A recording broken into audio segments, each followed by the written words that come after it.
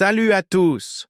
Aujourd'hui, on va explorer ensemble un sujet fascinant qui intrigue l'humanité depuis des millénaires, le troisième œil. Vous savez, cette mystérieuse capacité dont parlent tant de traditions spirituelles. Alors, commençons par démêler le vrai du faux. On entend souvent dire que l'ouverture du troisième œil nous donnerait instantanément des super-pouvoirs. Lire dans les pensées, voir l'avenir, communiquer avec d'autres dimensions, séduisant, n'est-ce pas? Mais la réalité est bien plus subtile et enrichissante. Le troisième œil, ou chakra ajna, comme on l'appelle dans la tradition yogique, n'est pas une baguette magique. C'est plutôt comme un muscle de la conscience qui se développe progressivement. Imaginez-le comme une fenêtre intérieure qui s'ouvre doucement sur une compréhension plus profonde de vous-même et du monde qui vous entoure.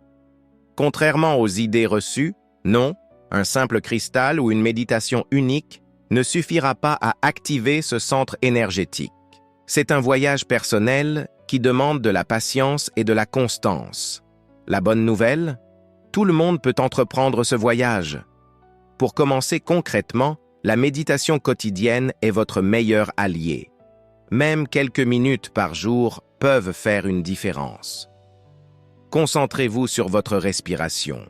Observez vos pensées sans les juger. Certains trouvent utile de visualiser une douce lumière violette ou indigo entre leurs sourcils.